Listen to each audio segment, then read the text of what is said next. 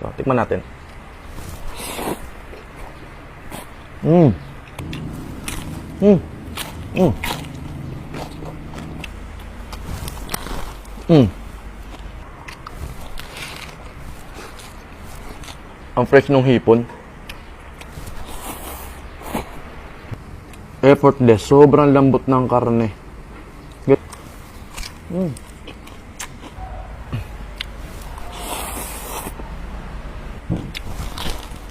Mm.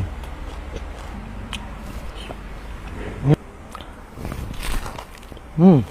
Mga insan, may paparating ba kayong okasyon pero wala kayong time para magluto at naghahanap ba kayo ng masarap at quality na takeout food? Ay kung ganon, itong video na to ang para sa'yo. Ngayon nga ay nandito tayo sa may walk-in ladle sa kanilang komisari na matatagpuan sa 208 Apo Street, Barangay Maharlika, Quezon City. Sila nga po pala ay for takeout only at pwede pick upin ang food directly sa kanilang komisari. At syempre, pwede rin po tayo magpa-deliver sa kanila, kontakin lang po natin yung kanilang FB page na walk-in ladle na naandyan sa ating comment section.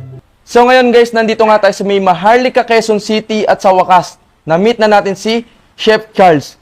Alam nyo ba guys, kung hindi nyo may tatanong, si Chef Charles lang naman po is 23 years na sa food industry. Ganong katagal na po siya nagluluto, kaya malaking pagkakataon na matikman natin yung kanyang mga luto. So, Chef, maraming salamat po sa pagkakataon na matikman po namin yung inyong mga pagkain. So, may gusto po ba kayong sabihin, Chef? Thank you, Vivas, na nag-meet din tayo. Yun lang po. Sobrang bait, no? And ito nga pala mga food nila is for takeout only, no? Pero pinagbigyan nila tayo dito na mag-dine in or, matikman dito mismo sa place nila yung kanilang mga pagkain. And sobrang excited na ako. Galing pa tayong Cavite. Nandito tayo ngayon sa Quezon City. Tignan natin kung worth it yung pagdayo natin dito. So, Chef, maraming salamat po. And sobrang excited na po ako sa food. Kaya di na namin to patatagalin pa. Mumukbangin na namin to. Sige po. Thank you po, Vivas. Maraming salamat po, sir. Magandang araw, guys. So, ngayon nandito nga tayo sa may Maharlika, Quezon City at sa wakas, matitikman na natin yung luto ni Chef Charles. Guys, kung di nyo lang naman po matatanong, si Chef Charles lang naman po ay mga na-feature na sa mga pop talk and nakita ko po siya sa vlog. And sobrang tagal ko na po talagang gustong matikman yung mga kanyang luto. Kaya nagkaroon tayo ngayon ng pagkakataon, kaya sobrang thankful tayo na matitikman natin yung mga luto niya. So, explain ko kung ano yung nasa harapan natin. Ngayon guys, kauna-unahan, meron tayo ditong chicken lettuce wrap. Ito nga pala yung sikat sa Chinese resto na two-way duck. Pero dito sa atin, or kila Chef Charles, ang ginamit po is chicken na bagay na appetizer kasi po to is refreshing at hindi nakakaumay. Tayo ditong chamiswa. Ito nga po pala is sikat na niluluto sa mga Chinese kapag birthday yan kasi masyadong maproseso po yung ginagamit dito kasi maraming mga ingredients. Kaya pagka nakapagluto nito, siguradong with effort and love. Pangatlo guys, meron tayo ditong Korean beef stew. Ito sobrang excited ako dito kasi niluto daw to ng almost 5 hours ng dahan-dahan. Grabe. Tignan natin kung ganong kalambot yung karne nito, no? And medyo maanghang daw to. So, tikman natin to mamaya. Sobrang excited ako para dito. And guys, eto pa. Ang isa sa talagang dinayo ko dito, ang kanilang lechon belly roll. Tingnan natin kung crispy to. And alam niyo naman guys, pag putok-batok, 'di ba? Sobrang paborito natin 'yan. By the way, pwede nga po pala tayong umorder sa kanila dito ng hilaw pa pero marinated na. Kaya siguradong masarap po to kasi nakamarinate yung kanilang karne bago po natin lutuin. Bagay na bagay ito sa kahit anong sauces, depende sa kung anong gusto natin, no? Sobrang excited po ako para dito kasi mahilig tayo sa mga lechon and putok-batok. So guys, para sa ating dessert, meron tayo ditong ginataang bilo-bilo. And wala pa to sa menu nila pero ilalabas nila to dahil nga malapit na ang ating mahal na araw. Gutom na ako, ano pang inaantay natin? Tara, mukbang na tayo. Ito yung kanilang chicken lettuce wrap. So, tikman natin to guys, no? First bite, dito sa Quezon City.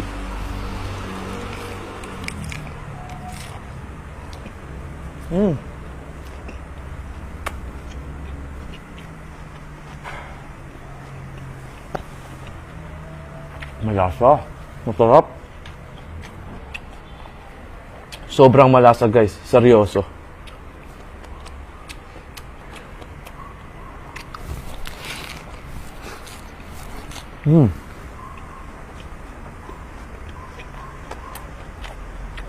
Sobrang fresh ng lettuce.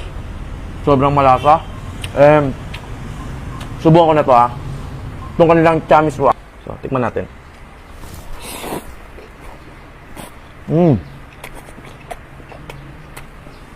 Ang sarap. Bigyan ko pa ng masarap pa. Grabe, ang sarap. Ang fresh ng hipon.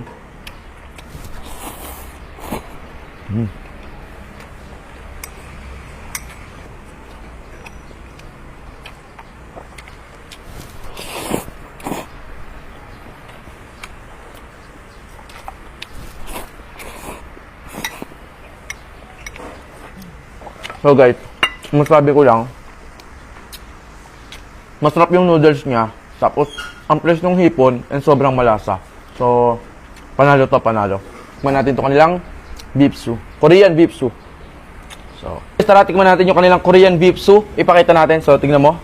Close up mo yung camera. Tingnan natin kung malambot. Oh my God.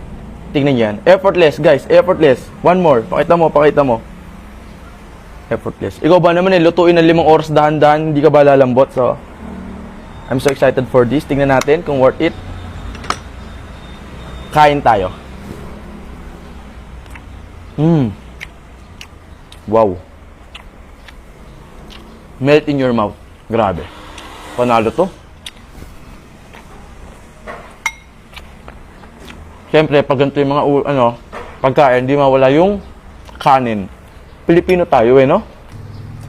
Pakita mo to. Pakita mo to. Close up mo. Effortless. Sobrang lambot ng karne. Guys, naghihiwalay talaga.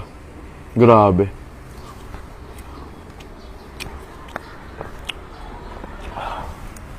Whew.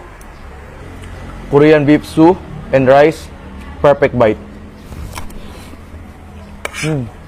Oh.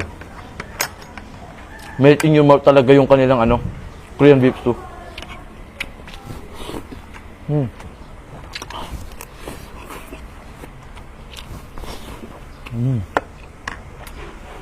Panalo. Must try to guys, must try. Grabe. Lechon belly roll. Tikman na natin to.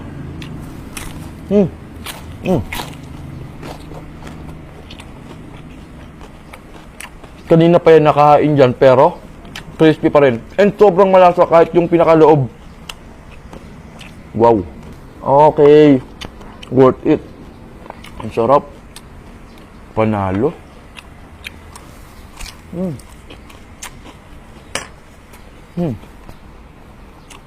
Ang isa pa napansin ko, bukod sa malasa yung loob, malambot yung karne. Ito nyo yun, naghihiwalay. Sarap.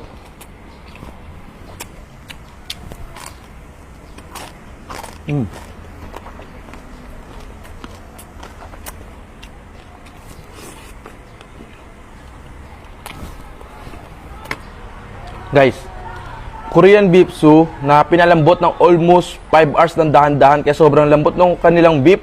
Tapos yung ating crispy pork belly, perfect bite, big bite. Kain po.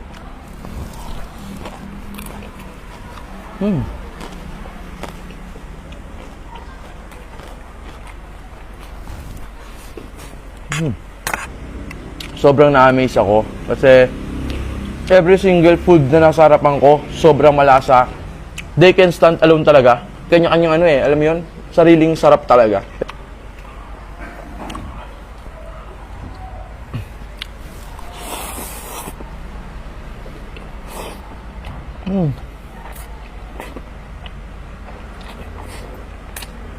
Sarap.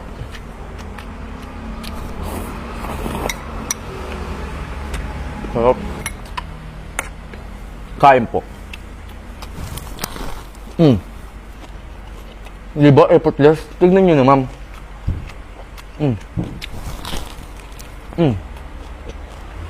Pwedeng kagatin. Pero crispy outside. Gabi.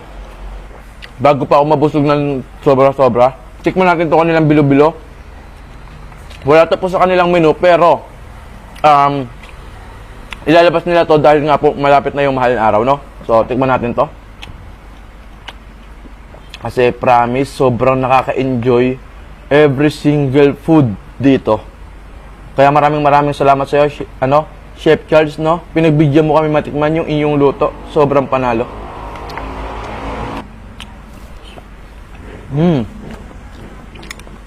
Surop.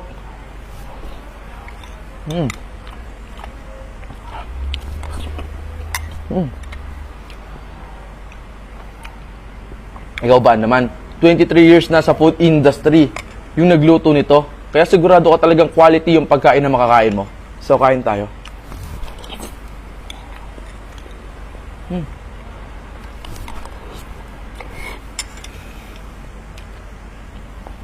So guys, grabe, sobrang sarap ng mga food dito sa Quezon City, Maharlika. Sa mga gusto nga po palang umorder, ilalagay ko na yung kanilang FB page and yung kanilang contact numbers dyan sa ating comment section. Promise, hindi ako mapapahiya dito guys. Must try talaga yung kanilang mga food. Yung bawat food dito can stand alone talaga sa kanyang lasa. Honest review lang guys, honest review lang. And kita nyo naman sa video kung gano'ng kalambot yung kanilang meat. Eto kung gano'n siyang kalambot. And promise, minamarinate po kasi talaga nito. Kaya hanggang loob, nanunot yung lasa. So, pero busog na ako guys. Pero dahil nga sobrang nag-enjoy ako, bago ako mag-outro, mag-isang bite muna ako nito. And gusto ko ulit talagang itry ito dahil nga sobrang sarap. Try kong pagsamahin yung kanilang Korean beef soup, dalawang quality food sa isang kagatan. Perfect na pang outro to. So, kain tayo.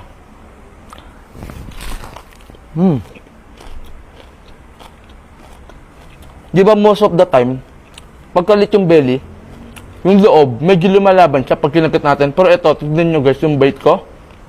Tignan nyo sobrang napuputol agad yung karne niya. Ibig sabihin, malambot talaga yung karne. Diba? Sobrang lambot and sobrang malasa. Hindi ako mapapahiya dito. So, ayun guys. I think medyo maambo na rin dito sa location namin. Sobrang nag-enjoy ako sa food na to. And lahat ng food na to, tingin ko, deserve matikman ng pamilya ko. And deserve din to matikman ng mga pamilya nyo. Kaya, ano pa natin nyo? Umorder na kayo dito sa kanilang FB page. Ilalagay nyo sa ating comment section. Sobrang panalo. Maraming salamat, Chef Charles, sa pagkakataon na matikman yung inyong mga luto. Maraming salamat po.